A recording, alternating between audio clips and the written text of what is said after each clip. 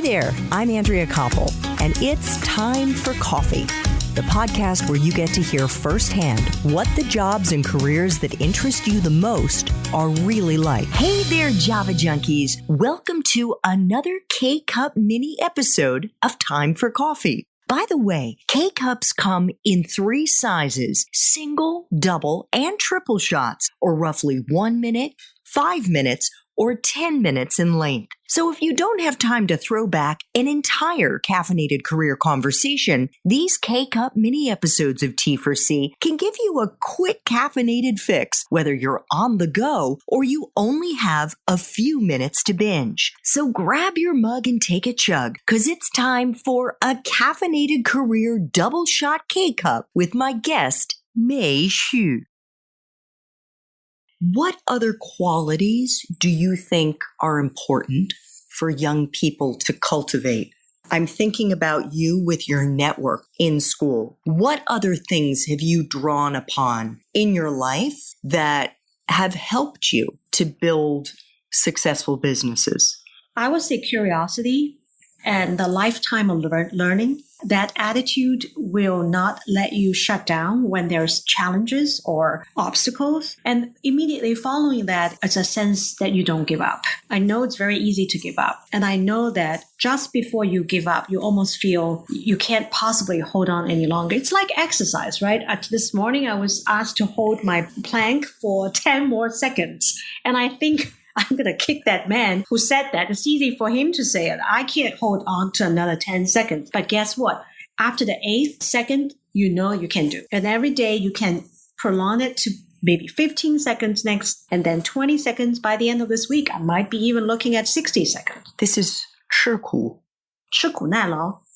This is the ability to eat bitterness. Eat and tolerate bitterness. And then turn it into a challenge for yourself. And your body can take it, not immediately, but little by little. I mean, we are talking about the ability for strength training here, but we're talking about your mindset. Your mindset, your mental toughness to weather. I mean, it's a given. Life is not an easy walk. If anybody born thinking everything will go right, it's not the right mindset. In my view, if you just say 2020, but you have a mindset that every failure will be followed by success. That's how I think. Maybe I'm just a person with a glass half full all the time. Can you share a time in your professional life, Mei, when you really ate bitterness, when you really struggled, and most importantly, how you got through to the other side and a lesson that you learned in the process? Well, I remember in New York when we were on the heel of a very big successful show in Charlotte in 1994. And in early 95, we went to New York with very good stocked booth. We paid a lot of money there and we don't have orders. I mean, we thought it was a dream that we had such a good business. And now we're going to be dealing with the cold reality. And I remember it was a very cold day in February. It was snowing. And literally you feel once again, just like every time I graduate, this is what I have to deal with. And that moment was not very long, but I remember it's very silent. It's almost like everything that has been buzzing is quiet and you have yourself to deal with. And the self is a little lost, but it's not as big as when I was alone in the countryside of Dalian, because I know I've already tasted success. I've already tasted what it feels like when you bring something that people need. It's just a matter of finding it again. And we went to Germany immediately into a very large trade show called Ambiente. It's in Frankfurt. It's the Europeans' answer to consumer product show. And right there, I found the answer, which is in Europe, because of the influences of Northern European countries such as Sweden and Denmark, the contemporary, very simple, very streamlined design is right there. In the middle of winter, you see beautiful colors, bright yellow, bright neon green, and cropped motifs. The lifestyle that I have always thought exists actually was right in front of me.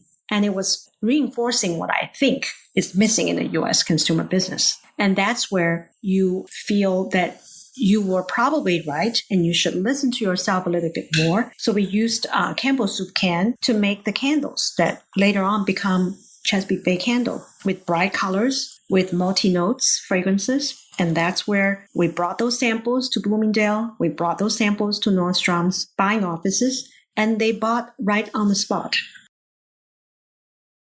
Thanks for tuning in to this K-Cup mini episode of Time for Coffee. If you want to listen to our entire caffeinated career conversation, please check out the show notes for this episode. Thanks so much for listening to Time for Coffee, where the professionals in the jobs that most interest you always have time to grab coffee 24/7, no matter where you live. I have one quick favor to ask you. Remember to rate, review, and subscribe to Time for Coffee. Thanks so much.